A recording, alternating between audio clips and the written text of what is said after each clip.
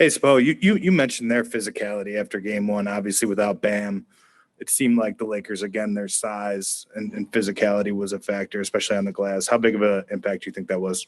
Well, yeah, I mean, it clearly was in those moments of truth when we had opportunities, to get the game closer. It usually seemed to end up in some kind of offensive rebound or something near the basket. But this is the deal, and if you want something badly enough, you'll figure out how to overcome it.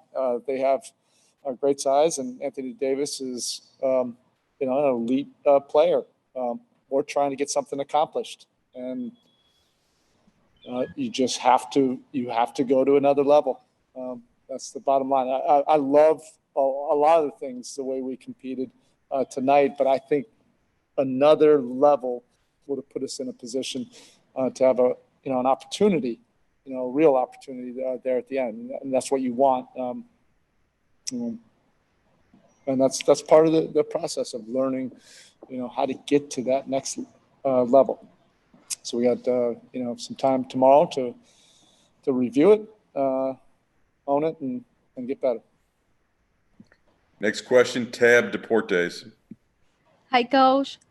The next game maybe will be the most important game of the series for you guys. What is the biggest adjustment the team needs to do to win the next game? Yeah, every game is the most important game.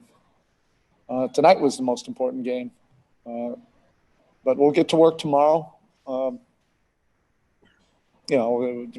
need to look at the film. We need to get together as a team and come up with a plan, for game 3. Thank you. All right, next question, Mark Schwartz. Erik, 2 things. One, what does another level look like right now with Bam and Goran on the sideline?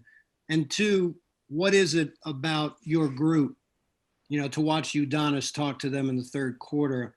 You can see the passion and the resiliency in that guy's veins.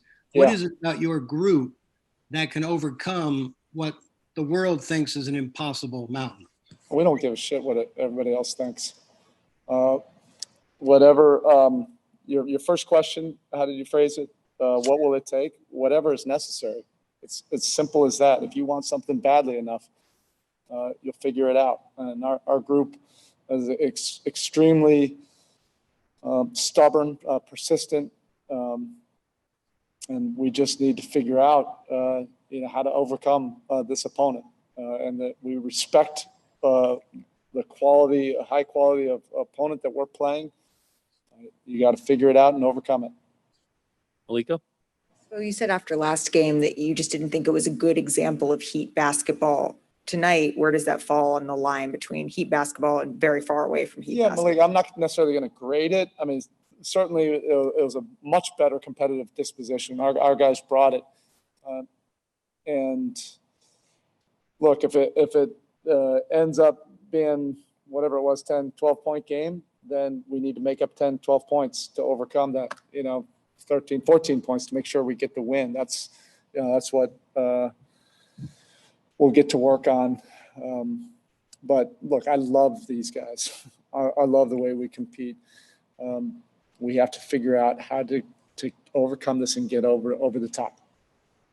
Tim Reynolds in the back. Erik, I know you don't want to. I'm certainly not suggesting you go gimmicky or anything, but are you taking enough threes? Do you want to get to a place where you're even getting more of those up, especially early? I do need to get to the film, Tim, but that is a good point. When we got it to about 10, several times during the second half, thought we rushed some of those possessions. We don't want to play prevent offense by any means, but execute a little bit more with poise and get the exact shot that we want. And oftentimes that shot probably would have been, some kind of three, but it takes a little bit more patience and poise and intentionality to be able to generate a few more looks. Yeah, I think I would have liked a few more looks, but we had, opportunities with free throw line, opportunities in the paint. It was just some of those rushed opportunities when we had opportunity to get that thing to 10, see if you can get that to 4.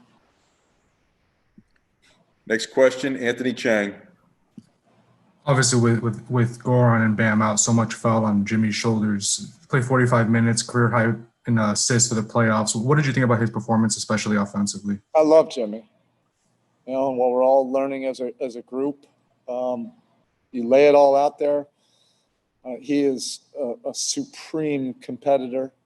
You can't define him by any analytic or typical viewpoint of how to play the game of basketball, because he's going to compete and he's going to find different ways to compete, to put your team in a position to win.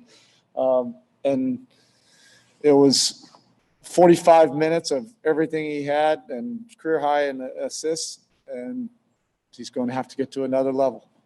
That's the deal, and he loves that type of challenge, and we have 48 hours to figure that out. And I know it's less about schematics, but after playing zone so sparingly in game one, what went into the decision to use it so heavily tonight? Was it just personnel that was available and knowing guys are going to have to play big minutes? A little bit of everything. Yeah, some of it's personnel, some of it, it was a different look, for our defense. But we didn't finish a lot of those plays. So I don't think it really would have mattered, man or zone. There was, probably 8-10 of those possessions where we just did not finish it with that next level of commitment, which has to, this opponent is going to require us to go there. And the last question for Coach Spoelstra, Jarrett Weiss.